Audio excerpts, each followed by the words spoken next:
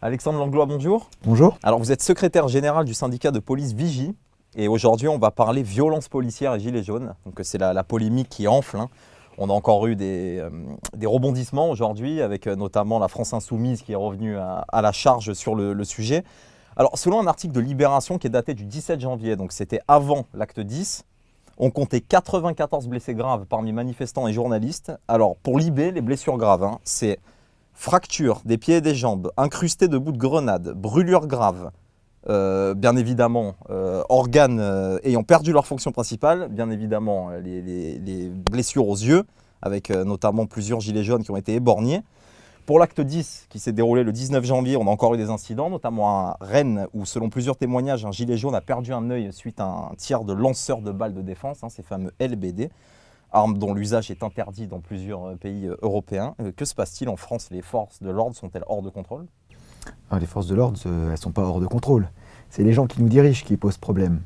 C'est-à-dire que sur le maintien de l'ordre, en fait, le LBD qui est beaucoup très décrié en ce moment, la question est de savoir est-ce qu'il faut le garder, l'interdire. Voilà. Donc sur le garder ou l'interdire, il faut savoir que les policiers, il leur faut des armes intermédiaires. C'est-à-dire qu'on a notre tonfa quand il y a vraiment du corps à corps, et après on a le pistolet qui permet de tirer et de tuer. En face, quand on nous jette un pavé, ni l'une ni l'autre ne sont adaptés. Donc il nous faut une arme intermédiaire, que ça peut être un LBD, mais après si on nous propose quelque chose d'autre, très bien. Mais la vraie question derrière, c'est le problème de la formation. L'information qui nous semble très importante, parce que les dégâts les plus colossaux sont faits par les BAC. C'est vrai, quand on regarde les images, on voit souvent des policiers qui semblent faire partie de la BAC, hein, qu'on voit notamment habillés en jean, avec des pulls, etc. On les voit souvent Voilà, des BAC ou des policiers en civil qui sont là. À savoir que ces collègues n'ont pas de formation de maintien de l'ordre. On les met dans un contexte dans lequel ils n'ont pas l'habitude de travailler. Et pour tous nos collègues, la formation LBD dans la police, c'est un tir de 5 balles tous les 3 ans. C'est-à-dire que 5 balles tous les 3 ans, dans un stand, sans vent, sans personne qui bouge. Donc quand on nous dit, oui, il y a le point rouge, il y a le viseur, oui, enfin, les personnes bougent, il y a du vent, il y a une interaction autour, en fait, qui fait que par rapport à ce qu'on a visé, des fois, ça ne va pas au bon endroit. Et un de nos collègues nous disait, ou même au stand de tir, la première balle que je tire en général tous les 3 ans, j'ai beau viser le torse, ça peut partir pleine tête. Donc en plus, voilà, donc même à l'entraînement, ça peut poser problème.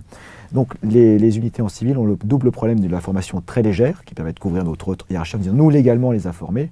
Moi, je mets tout le monde au défi de devenir un tireur d'élite au LBD en pleine manif avec un tir tous les 3 ans. Et la deuxième raison, donc le manque de formation voilà, sur le maintien de l'ordre. Ensuite, on voit les unités de CRS qui sont formées au maintien de l'ordre. Donc ça, très professionnel, rien à dire. Et le nombre de tirs de LBD qui posent problème à l'heure actuelle, ils sont moins impactés malgré une formation qui est la même de tous les 3 ans. Et enfin, nous avons les gendarmes mobiles qui ont à la fois la formation maintien de l'ordre et une formation réelle au LBD. C'est-à-dire qu'ils sont mis en situation réelle de manifestation avec des fumigènes, des chars, des gens qui bougent et qui tirent sur des cibles. Oui, c'est vrai qu'ils sont moins visés par les signalements à l'IGPN. Il n'y a quasiment aucun signalement pour les gendarmes. Ils ne peuvent pas être signalés IGPN parce que l'IGPN gère la police, mais il y a la même chose, l'IGGN, voilà, pour les gendarmes. Donc en fait, déjà, il y a un vrai problème de formation et dans les faits, ça montre que les gens qui sont le plus formés, il y a moins de dégâts collatéraux. Donc la vraie question, déjà avant de poser la question de l'arme, c'est comment ça va être formé. La deuxième question, c'est l'utilisation de ces armes. C'est-à-dire qu'en fait, après, sur un maintien de l'ordre, il y a nos collègues donc, des unités civiles qui agissent en général d'initiative. On leur dit d'aller à tel endroit de temps en temps également où ils n'ont pas le choix, ils doivent y aller. Mais ils ne sont pas formés sur le maintien de l'ordre. Nos collègues CRS et gendarmes mobiles, eux, sont formés. Par contre, ils n'ont pas d'initiative. On leur dit par exemple, maintenant, vous dégagez tel endroit, c'est à vous de tirer avec le LBD, c'est à vous de tirer avec ça. Et ils doivent faire confiance à la salle de commandement qui leur donne l'ordre d'utiliser ces armes. Donc à partir de là, il y a aussi la chaîne hiérarchique qui utilise des armes, des fois à des moments qui ne sont pas forcément toujours appropriés.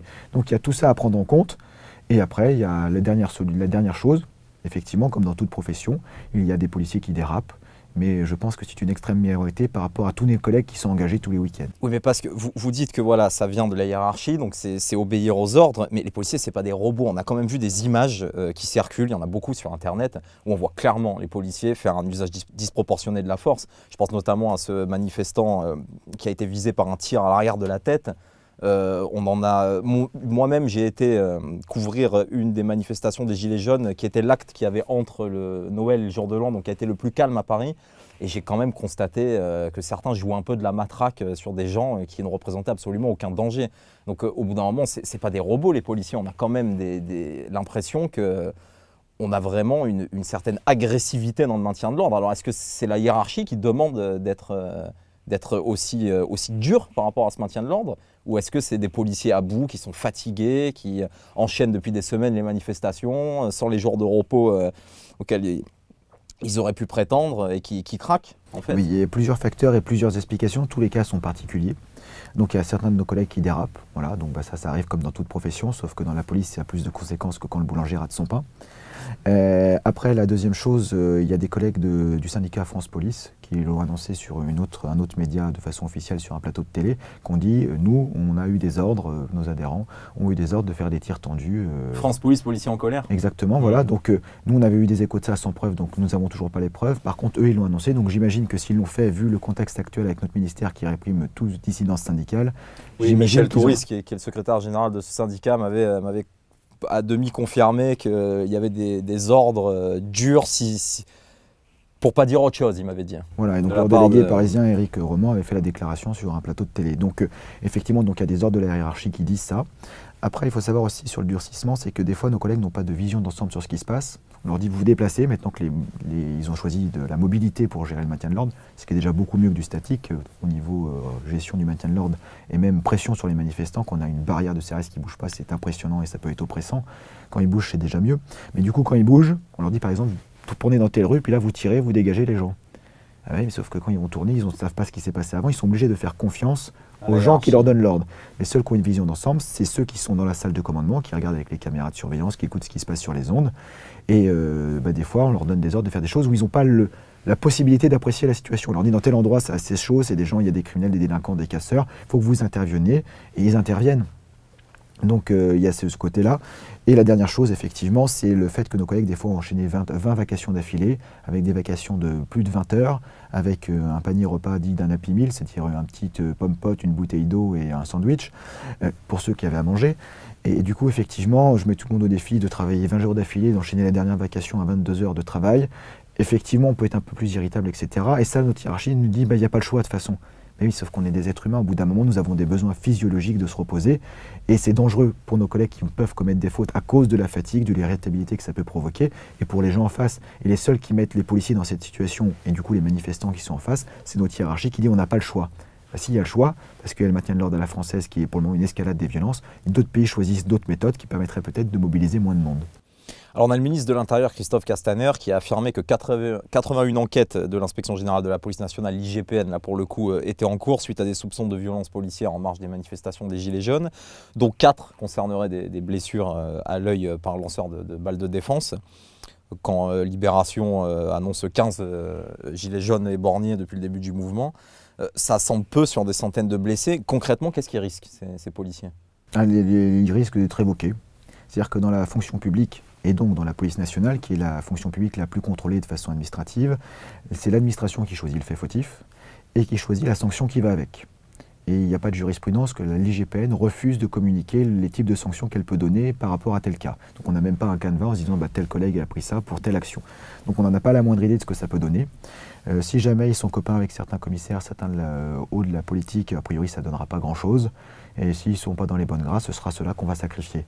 Donc, parce qu'il faut savoir que l'IGPN, en France, n'a plus de base légale depuis 2014. C'est-à-dire Justement, j'y viens. La France a signé en 2001 un code éthique de police européen qui devait être ratifié dans chaque pays quand un pays prenait un nouveau code de déontologie pour la police. Ça a été le cas en France en 2014. Et dans ce code éthique de police européen, il y a marqué noir sur blanc, je crois dans le point vers 60, la police n'a pas le droit d'enquêter sur la police. Il faut que ce soit un organisme extérieur. Des policiers peuvent donner leur avis pour donner un éclairage de la profession, mais ça doit être un organisme de contrôle extérieur à la police. Et en France, l'IGPN reste dur comme fer depuis même la réforme de ce code de déontologie à enquêter sur la police. Les policiers trouvent l'opacité de cette institution insupportable. Les citoyens trouvent l'opacité de cette institution insupportable. Les seuls qui en sont contents, c'est notre hiérarchie et les politiques. Je vais donner 2 exemples, parce qu'en fonction de avec qui on est copain, on ne risque pas les mêmes choses. Nous avons par exemple, lors des attentats du 13 novembre, il y avait un commissaire qui était directeur adjoint du renseignement parisien, qui avait détourné des fonds pour payer les traites de son château en province qu'il n'arrivait plus à payer. Voilà, les fonds qui devaient servir notamment à la surveillance antiterroriste. Du coup, il y a une procédure disciplinaire contre ce monsieur. Il a rendu l'argent, donc il a dit c'est pas un voleur, il avait juste emprunté. Et l'administration s'est bien gardée s'il y avait un lien entre le fait que les attentats auraient pu être minimisés, peut-être plus prévoir si jamais il y avait eu l'argent nécessaire pour faire certaines surveillances, qu'il n'y avait plus parce que ce monsieur avait détourné les choses. Qui est ce monsieur? Monsieur Delef, et il a été dans le Parisien. D'ailleurs, sa procédure a fait l'objet d'un article du Parisien, sans que ça fasse réagir beaucoup de monde. Et donc, du coup, la seule sanction qu'il a eue, c'était de déplacer de service. Voilà. On va prendre un autre exemple, un exemple d'un collègue qui était cuistot en CRS. Il y avait 4 steaks qui étaient périmés. Donc j'ai dit, je vais les prendre pour mes chiens. L'administration ne l'aimait pas. Ils l'ont accusé de vol, procédure disciplinaire pour lui mettre 3 mois de mise à pied. C'est-à-dire 3 mois sans être payé parce qu'il a pris 4 steaks périmés. Donc il y a un 2 poids 2 mesures en fonction que vous soyez bien en cours, il ne va rien vous arriver. Et si jamais vous êtes le petit personnel, voilà. Donc ce qui veut dire qu'aussi la deuxième chose, des collègues qui sont, on a l'impression que l'IGPN fonctionne comme ça. S'il y a besoin pour l'opinion publique de sacrifier un policier, qu'il soit coupable ou innocent, on le sacrifiera. S'il y a besoin d'en sauver un, parce que l'opinion publique en a besoin, on le sauvera. Et à partir d'un certain niveau de hiérarchie et de contacts divers au niveau du politique, on est innocenté à coup sûr. Donc cette IGPN opaque ne satisfait personne, est contraire au droit. Donc on va voir ce que ça peut donner maintenant pour les manifestations. Mais j'invite les gens à saisir la justice, le procureur, et surtout de ne pas se laisser aux conclusions de cette IGPN. Alors on parle de violence policière, mais il ne faut tout de même pas oublier qu'on a 1 millier de membres des forces de l'ordre qui ont été blessés depuis le début du mouvement. C'était le 23 janvier, donc pas plus tard qu'hier, on a la police qui a interpellé un homme sur un rond-point de Gilets jaunes à la Ciotat, dans le sud de la France. Un individu a frappé un policier, ils l'ont fouillé, ce dernier avait une arme automatique sur lui. Donc on voit que les policiers sont aussi confrontés à des situations de violence qui peuvent déraper. Et maintenant, j'aimerais qu'on parle de ces fameuses caméras piétons. Alors, Christophe Castaner, qui soit dit en passant, s'est dit sidéré par les accusations contre les violences policières, a annoncé que les forces de l'ordre, qui sont dotées de lanceurs de balles de défense, seront désormais équipées de caméras piétons. Alors, le problème, c'est que ces caméras piétons, elles n'ont qu'une faible autonomie, donc les policiers sont censés les allumer avant de tirer. Donc on imagine que dans une situation de maintien de l'ordre tendu où ça déborde dans tous les sens, c'est pas sûr qu'ils aient le réflexe d'allumer la caméra avant de tirer. Les autorités ont déjà prévenu que sous certaines conditions, par exemple si les policiers étaient bousculés ou se retrouvaient à terre, ce n'était pas une condition sine qua non d'allumer la caméra pour faire usage du LBD et on ne pourrait pas leur en tenir rigueur.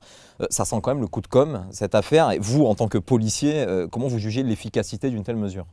Inefficace en fait. Effectivement, nous sommes dans de la com gouvernementale. D'ailleurs, M. Castaner a dit que les premiers seraient équipés pour le week-end prochain. Les premiers, ça veut dire peut-être qu'un ou deux peuvent être équipés. Il aura tenu sa parole. Oui, dès samedi pour l'acte 11. Il n'aura pas menti avec 1 ou 2 caméras déployées. Ceci dit, ça fait déjà depuis que M. Collomb était, donc 1 an, était encore ministre, les caméras devaient être déployées, je crois, de mémoire, 40 000 ou 20 000. Enfin voilà, il y avait un grand nombre de caméras qui devaient être déployées. Oui, parce qu'en fait, ces caméras, ça avait surtout été mis en place au début pour les contrôles d'identité, voilà, pour éviter les contrôles au faciès, etc. Ça n'arrive pas très vite, donc voilà, il y a plein de promesses qui n'arrivent pas très vite, très curieusement. La deuxième chose ensuite, c'est qu'une fois de plus, on fait du rabais. C'est-à-dire que les policiers sont demandeurs de filmer leurs interventions, parce qu'ils en ont marre d'être mis en cause alors qu'ils n'ont rien fait. Et ça pourrait peut-être calmer les ardeurs de quelques-uns qui font des fautes. Mais la grande majorité aimerait être filmés pour qu'on puisse voir leur point de vue du début à la fin et qu'on les juge sur ce qu'ils ont réellement fait. Donc ce qui est très curieux, c'est que notre ministre va nous proposer des caméras avec une autonomie de 3 heures a priori. Alors oui, c'est entre 3 et 6 heures. 3 et 6 heures, voilà. Et les vacations font 20 heures. Donc déjà, c'est une aberration. Effectivement, dans un contexte de maintien de l'ordre, ou d'ailleurs n'importe quel contexte opérationnel, le premier réflexe, c'est de sauver ce qu'on peut sauver, c'est-à-dire soit des personnes, soit des bâtiments, soit deux fois tout simplement sa vie. Et du coup, le premier réflexe, ce ne sera pas allumer de la caméra. Donc si la caméra ne tourne pas en permanence, il y aura déjà 1 fois sur 2 où même notre collègue sera d'entièrement de bonne foi. Il dit écoutez, moi j'ai essayé de faire au mieux avec les moyens du bord, donc je n'ai pas pu le faire. Donc tout ça pourrait être simplement vu si M. Castaner sortait de son bureau. Voilà. Il fait le tour des troupes à la caserne la veille ou le matin très tôt quand il n'y a personne pour le déranger. Et surtout, il ne vient pas au moment des affrontements ni quoi que ce soit. Ce n'est pas le rôle d'un ministre, mais après, il faudrait qu'il ait remonté, c'est-à-dire qu'il est complètement aveugle. Il dit qu'il n'y a pas de blessés. Il y a des blessés, tout le monde en parle. Donc au bout d'un moment, il faut aller au fond du sujet, savoir dans quel cas ils ont été blessés, comment ça se passe. Et qu'on mette tout sur la table pour que ce soit transparent. Des fois, il y aura peut-être des délinquants, des criminels qui ont été blessés parce que ils ont fait usage de la force où il y a des raisons. Des fois, il y aura peut-être des collègues qui étaient fatigués ou mal formés. Donc, qu'on puisse mettre sur la table et qu'on dissocie tout. Là, on a l'impression qu'on met tout sous le tapis. Mais on est dans la logique de l'IGPN. Parce que l'IGPN, l'année dernière, avait mis on va sur la table, on va mettre le nombre de blessés par la police et on va mettre le nombre de tués par la police. Très bien, sauf que l'esprit n'était pas du tout pédagogique. En fait, dans le même panier, des gens tués par la police Il y avait certains qui étaient tués au cours d'une opération de police classique, mais des terroristes aussi étaient mis au même niveau. Ah oui, d'accord. Donc en fait, on mélange en tout, il n'y a aucun rôle pédagogique. On ne dit pas, bah voilà, il y a eu tant de personnes qui ont été tuées parce qu'il y a eu une erreur, tant de personnes qui des terroristes. impressionne. Et en fait, dans le chiffre, c'est un chiffre fourre-tout, même chose pour les blessés. Donc à partir de là, c'est complètement aberrant et on a l'impression d'être dans la même logique, de tout mettre sous le tapis en disant on ferme les yeux et tout va bien se passer. Donc ces caméras, sur le principe, nous trouvons que c'était une bonne idée, c'est une demande de nos collègues. Après, le projet abouti va servir à rien, à part rajouter en disant bah, il a fait un coup de com' et finalement les caméras ne sont pas mises, donc pourquoi il ne l'a pas mise, des suspicions. Et on risque de se retrouver avec une suspicion finalement renforcée contre mes collègues, plutôt que d'apaiser les tensions. Alors maintenant, je vais émettre une hypothèse que vous allez pouvoir confirmer ou infirmer. Hein. Il y a un grand mal-être dans la police. On a 10 policiers qui se sont suicidés en 22 jours depuis le début de l'année. C'est absolument terrifiant. Alors en dehors des horaires difficiles, en dehors du manque de reconnaissance de la profession, il y a aussi une question de pouvoir d'achat. Plusieurs policiers, dont vous, hein, Alexandre Langlois, m'avaient confirmé que beaucoup d'entre eux étaient d'accord avec les revendications des Gilets jaunes sur le pouvoir d'achat. Enfin, en tout cas, la plupart de leurs revendications. Vous aviez même appelé à la grève, hein, votre syndicat. Est-ce que le gouvernement, ma question, est-ce que le gouvernement, par crainte de voir la police lui échapper au début du mouvement, n'a pas joué la stratégie de la tension, justement en donnant des ordres très répressifs afin de créer un espèce de climat délétère entre police et manifestants. On le voit sur les images qui aujourd'hui virent parfois même à la haine, que ce soit dans les deux camps. Hein. Ben, c'est-à-dire que quand on a une doctrine de maintien de l'ordre qui est employée avec force et vigueur en disant la réponse à un problème social et politique, ce sera le maintien de l'ordre et la force, et on va réprimer le mouvement, effectivement, ça peut que créer des tensions. C'est-à-dire que nous, on aurait bien voulu, parce que les tensions sont créées aussi, parce qu'en France, il y a un petit point que je voudrais aborder, les renseignements généraux ont été dissous par M. Sarkozy en 2008. Les renseignements généraux, un mouvement comme les Gilets jaunes aurait pu le prévoir. Voilà, parce que les renseignements généraux avaient des moyens, le budget, les contacts dans toute la société civile, et les gens qui sont Gilets jaunes ne sont pas sortis d'une grotte. C'est-à-dire qu'on aurait pu les rencontrer dans des clubs associatifs, des clubs sportifs, et ces gens-là, on aurait eu des liens dans un climat apaisé très longtemps en avance, voire des années en avance. Et là, ils nous ont dit, on va faire une petite action dans un cadre de confiance. Et tout aurait pu être organisé en amont pour prévoir de la prévention. C'est-à-dire que certains gilets jaunes auraient pu nous dire, nous, sur nos 3 points ou dans telle ville, on voudrait avoir des policiers ou des gendarmes pour sécuriser la circulation, on va faire ça, donc voilà, on va le faire, on sera nombreux, ça ne servira à rien de nous déloger, mais on aimerait bien avoir du policier pour assurer notre sécurité et celle, par exemple, des automobilistes. D'autres auraient pu dire, nous, dans notre coin, plutôt, on ne veut pas voir de policiers, ça va nous énerver, parce que la majorité des gens sont dans une autre mouvance gilet jaune, donc le mieux, c'est, il ne faut pas qu'on vous voit. Donc là, on aurait pu faire des notes de renseignement en disant, mettez nos collègues en réserve, s'il y a besoin d'intervenir, ils sont à proximité, mais ils ne seront pas visibles. Donc il y a plein de choses qu'on aurait pu mettre en place. Et d'ailleurs, le jour J, on aurait été dans les manifestants sans aucun problème, en disant voilà comment ça va se passer, s'il y a des choses que la préfecture demande, plutôt qu'une intervention musclée. Ça s'est beaucoup fait sur Internet quand même, le mouvement des Gilets jaunes. Il aurait fallu qu'ils soient présents dans les groupes Facebook, qu'ils s'infiltrent. Les gens qui sont sur Internet existent en vrai, en fait. C'est ça, en fait. Les gens qui les auraient rencontrés, les vrais gens qui sont derrière leur ordinateur, ils ne sont pas isolés dans une grotte. Mais apparemment, d'après des informations du Canard enchaîné, ils sont en train de les ressusciter, les RG, puisque d'après les informations du Canard enchaîné, des leaders des Gilets jaunes ont été fichés, alors apparemment, avec leur adresse, etc. Enfin, plein d'informations sur eux. Donc ça, il aurait fallu le faire avant. Alors, juste pour finir, le renseignement territorial à l'heure actuelle n'a pas ces moyens-là. Et donc, nos collègues ont dû venir intervenir pour faire du renseignement le jour de la première manifestation. C'est-à-dire que rencontrer les gens dans un contexte de crise, c'est pas du tout pareil que de les rencontrer 6 mois avant, quand tout va bien, et qu'on se rend compte si au cas où il se passe quelque chose. Ensuite, l'article du Canard enchaîné parle de ressusciter les RG, mais les mauvais, entre guillemets, les RG qui font peur et les barbouzes. C'est ça, c'est-à-dire ceux qui font de la politique et qui servaient à réprimer toute opposition, à informer le gouvernement sur les mouvances contestataires du pouvoir en place. Oui, c'est le ton de l'article, clairement. C'est le ton de l'article que j'ai lu, voilà. Et du coup, en fait, les RG ne faisaient plus de politique depuis 1995, même s'ils ont été dissous qu'en 2008, parce que justement, ils ont trouvé qu'il y avait un petit problème légal et d'égalité par rapport aux opposants politiques qui n'avaient pas la même machine pour leur faire des prévisions, etc. Ensuite, pour le fichage des leaders des Gilets jaunes, donc a priori, selon l'article, ça a été produit début janvier. A priori, les consignes sont tombées. Oui, c'est récent. C'est récent, donc déjà, on se demande pourquoi c'est tombé, que si jamais il devait le faire, ça aurait dû être fait dès le début, pas à la fin. Et la deuxième chose qui pose réellement problème, c'est que la CNIL n'est pas au courant. Oui, effectivement. Et en fait, c'est ça le vrai problème, parce que si jamais la CNIL est au courant, les gens ont un recours, peuvent vérifier pourquoi ils sont fichés, etc. Donc ça, c'est la logique normale. Et la logique aurait été transparente, parce que par exemple, des gilets jaunes peuvent se déplacer d'un point à un autre. Et la logique, en fait, par exemple, du fichier des RG avant, c'était ficher certains leaders, par exemple, de mouvements contestataires comme les gilets jaunes, pas pour les ficher en tant qu'opposants au régime ou opposants politiques, oui. ou tout ce qu'on veut. C'était juste parce que des fois, les gens se déplacent. L'administration est ce qu'elle est, c'est que des fois, l'information ne passe pas très vite. Et un leader gilet jaune qui change de département à l'heure actuelle, c'est assez courant. On a ses coordonnées juste en tapant le fichier, ça permet de prendre contact et d'apaiser les tensions. On devrait prendre des cours au service des impôts parce qu'ils sont très bons pour retrouver les gens. Voilà, mais du coup, voilà, donc on est dans une autre logique. Et puis nous, on n'a pas forcément le temps des impôts. Les impôts, ils peuvent trouver les gens, ils peuvent prendre plusieurs mois. Nous, quand le mouvement arrive, des fois, on n'a que quelques heures. Donc si le collègue qui a suivi le truc n'est pas là, et ben là, ça permet juste de taper dans le fichier, de retrouver la personne et de prendre contact avec elle. De faire le fichier sous le manteau, comme ça, sans déclaration à la CNIL, en mettant des photos, des orientations et tout ce qu'on veut dedans, sans me poser un problème de pourquoi on a voulu le cacher. Apparemment, ils sont défendus en disant « nos services travaillent avec les moyens dont ils disposent ». C'était très lacunaire comme phrase. Le renseignement territorial, je confirme, travaille avec les moyens dont il dispose, mais le problème, c'est qu'au bout d'un moment, il faut savoir qu'on a beau travailler avec les moyens dont on dispose, c'est aux politiques de donner les bons moyens. En fait, au bout d'un moment, on n'adapte pas ce qu'on fait avec la police aux moyens qu'elle a, et en essayant de tricher sur les bords, on dit « bah maintenant, la politique, c'est ça ». Le gouvernement a tout à fait apte de prendre des décrets ou demander à l'Assemblée nationale de passer des lois pour légiférer sur des choses. Faire une déclaration d'un fichier à la CNIL, ça ne prend pas 3 ans en fait, on est bien d'accord.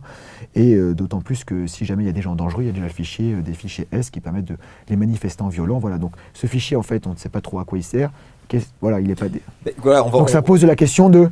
Ça laisse sous-entendre qu'on veut ficher des opposants qui dérangent le pouvoir. C'est une bonne transition. Qu'est-ce que vous en pensez globalement de cette loi anti-casseurs qui, je le rappelle, veut en gros s'inspirer de ce qui est fait pour la lutte contre le hooliganisme, par exemple les interdits de stade.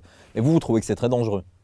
C'est très dangereux. Alors, il y a deux choses. Déjà, ça ne sert à rien. Déjà, première étape, ça ne sert à rien pour plusieurs raisons. Déjà, les gens qui sont dangereux dans les manifestations, le service du renseignement territorial est peut-être pour quelques-uns les plus radicalisés, les plus violents, que ce soit d'extrême gauche, extrême droite, casseurs ou tout ce qu'on veut. Black Bloc, ultra droite. Voilà, donc quel que soit qu'on mette, on va dire des criminels et des délinquants qui sont dans les cortèges. Mais on n'a que des soupçons, c'est-à-dire qu'on n'a pas encore les preuves qu'ils l'ont fait. On les soupçonne à 99%, ils sont fichés S. Voilà, donc c'est-à-dire qu'ils sont déjà suivis par les services de renseignement et on est très vigilant à ce qu'ils font dans les manifestations pour, dès qu'ils vont passer à l'acte, pour trouver les preuves pour pouvoir les présenter à la justice. Donc ce fichier existe déjà. La deuxième chose par rapport au légalisme, les hooligans, en fait, ils vont au stade. Sur des manifestations spontanées, on ne sait pas où vont les gens. Deuxième chose, les soirs de stade, les commissariats travaillent, mais il n'y a pas des mobilisations sur toute la France. Sur un mouvement par exemple comme les Gilets jaunes, si on doit remettre des personnes dans les commissariats où il n'y a déjà plus personne, parce que tout le monde est en train de faire du maintien de l'ordre, qui c'est qui va contrôler les interdits de manifestation? Oui, c'est pas 40 000 personnes au Parc des Princes, sachant que sur les 40 000, il doit y avoir 200 interdits de stade, c'est gérable. Sur des milliers de personnes, c'est plus compliqué. Voilà, et pas partout en France, donc au pire on prend un renfort à droite à gauche, vraiment s'il y a une grosse manifestation sportive. Ensuite, la dernière chose, c'est que sur les interdits de stade, en général, c'est des décisions complémentaires de condamnation de justice. C'est-à-dire que monsieur est interdit de stade, vous avez votre condamnation pour violence, etc. Et en plus, vous n'avez pas le droit d'aller au stade pendant... Mais de mémoire, en allant vérifier sur le site du ministère, on peut prononcer des interdictions de stade sans condamnation préalable. C'est ça qui est très dangereux si on l'applique au droit de manifester. On peut le mettre à la marge aussi également pour les hooligans en disant là il y a un vrai risque parce qu'il y a tel machin. Mais alors il y a deux choses aussi complètement différentes et comme vous venez de le souligner, il y en a un, c'est un événement sportif. Donc je veux dire, il n'y a pas d'atteinte aux libertés de dire vous n'allez pas voir un match de foot. Par contre, interdit de manifester, c'est quand même dans la Constitution. C'est un droit constitutionnel, la liberté de manifester. Du coup, la proportion, la vérification d'interdire quelque chose n'est pas du tout la même. Donc nous, on veut bien qu'on interdise des gens de manifester après une décision de justice parce qu'ils ont été pris à faire des actes complètement délictuels ou criminels. Pour ça, il faut qu'ils soient présentés à la justice. Par contre, sur un soupçon, c'est très dangereux de limiter une liberté fondamentale en France sur du soupçon. C'est-à-dire que là, il y a une inversion, c'est-à-dire qu'on présume les gens coupables sans les juger. Et on avait déjà vu ça sur la loi travail, notamment. Il y a eu des manifestations où certains journalistes ou certains leaders d'associations opposant à la loi travail avaient été interdits de manifester en détournant la loi de l'état d'urgence. La justice administrative avait cassé ces interdictions. Oui, elle avait cassé un certain nombre de décisions. Donc je veux dire, on va se retrouver sans doute sur la même chose qu'une liberté fondamentale, on ne peut pas s'asseoir dessus même si on légifère. C'est-à-dire qu'au bout d'un moment, la Constitution est au-dessus, et la Déclaration des droits de l'homme également est au-dessus d'une loi. Mais on voit d'ailleurs des députés du propre camp de la majorité, des députés La République En Marche, hausser la voix contre cette loi parce qu'ils disent que ça représente un danger concret pour le droit à manifester dans le pays. Et vous pensez clairement que ça ne passera jamais, que le Conseil constitutionnel s'en mêlera et cassera la loi. C'est ce qu'on espère pour deux raisons. C'est que ça ne servira à rien. Ça donnera, si jamais c'était appliqué, ça donnera un surcroît de travail et ce serait très dangereux par rapport aux valeurs de la République. Donc ça pose beaucoup de problèmes. Alors après, on espère que ça passe pas. Et si le Conseil constitutionnel, il faut que des gens le saisissent. Mais enfin, on espère qu'il y aura assez de députés ou de sénateurs pour le saisir. Alors pour conclure, samedi 26 janvier, ce sera l'acte 11. Avec la première nuit des Gilets jaunes, comme certains leaders du mouvement ont appelé à mettre en place. Alors concrètement, à quoi s'attendre, comment mettre fin à tout cela? On a l'activiste Sylvain Baron qui a lancé une pétition pour que vous deveniez, vous, référent Gilets jaunes sur des questions de sécurité intérieure. Alors vous avez dit pas question d'avoir la double casquette, moi je suis policier, je ne suis pas référent Gilets jaunes, mais imaginons que vous endossiez le costume maintenant, quelles seraient vos recommandations alors?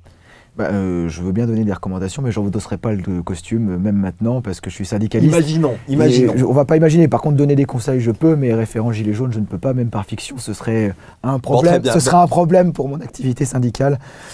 Soutenir le mouvement, voilà, donc en tant que soutien du mouvement, parce que nous avons des revendications communes, et pour que ça se passe bien à la fois pour les manifestants et nos collègues qui assurent le maintien de l'ordre, effectivement, on peut donner des conseils. Donc, déjà, déclarer les manifestations. Dire qu'on va manifester à tel endroit. Normalement, elles sont acceptées, sauf deux cas exceptionnels comme à Bourges. Pour la nuit des Gilets jaunes, il y en a une qui a été déclarée sur la place de la République, où se passait une nuit debout à l'époque. J'ai vu le document, donc bon, pour le reste. Et plus largement, voilà, comment on met fin à cette violence? La violence, déjà, en déclarant les manifestations, ça permet de déployer au bon endroit nos collègues pour qu'ils soient vigilants, pour que des fois des groupes perturbateurs ne viennent pas justement et les empêcher d'arriver. Donc ça, c'est déjà important. Et puis ça évite de disperser les forces dans toute la capitale ou dans différentes villes de province. Ensuite, pour mettre fin en violence, il faudrait revoir la doctrine d'emploi. Mais là, ça dépend du politique. Dire maintenant, on va essayer de changer, de voir comment on fait du maintien de l'ordre en France. Bien sûr, avec le problème de l'escalade qu'il y a eu depuis le début du mouvement, là, ça va être compliqué de faire la désescalade, mais au moins que ce mouvement puisse servir pour la suite à faire autre chose.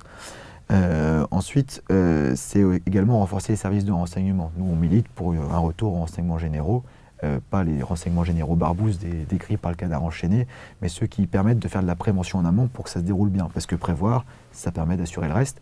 Et comme le disait un haut gradé de Scotland Yard pendant l'Euro 2016, en France, vous déployez vos policiers partout parce que vous êtes aveugle et que vous avez des services de renseignement incompétents.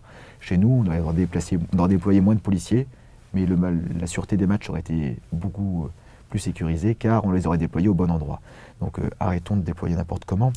Et pour mettre fin à tout ça, parce que nos collègues, en fait, par exemple, quand M. Édouard Philippe a fait son allocution pour dire qu'est-ce qu'il allait proposer, son discours, je ne sais plus sur quelle chaîne de télé, je crois que c'était TF1, nos collègues attendaient beaucoup de ce discours, en se disant il va enfin y avoir des propositions, après elles sont acceptables ou pas, mais peut-être qu'il va y avoir un vrai débat, et qu'on a résumé, nos collègues nous ont dit c'est sûr, on n'a que ça qu'à faire tous les week-ends en fait. On va encore perdre un week-end en famille, on va encore pas pouvoir voir des amis, on va pas encore pouvoir se reposer, parce qu'en fait on sert de réponse politique, ils ne veulent pas en donner, donc on doit faire le travail à la place pour assurer l'ordre.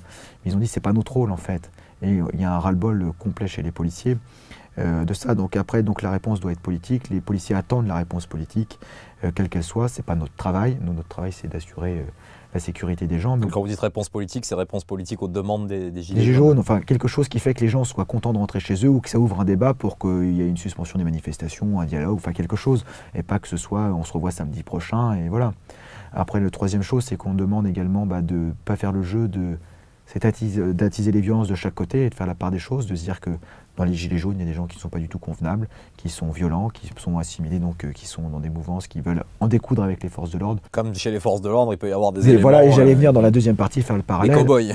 Voilà, mais du coup, tous ces éléments-là sont renforcés dans leur idée parce qu'on essaye de les opposer, ils essayent... oui, c'est ce que je disais tout à l'heure, cette stratégie de la tension. Donc de la tension, donc il faudrait que le gouvernement arrête. Quand par exemple M. Castaner déclare tous les gens qui auront manifesté seront complices des casseurs, mais je veux dire, on ne va pas du tout vers un apaisement.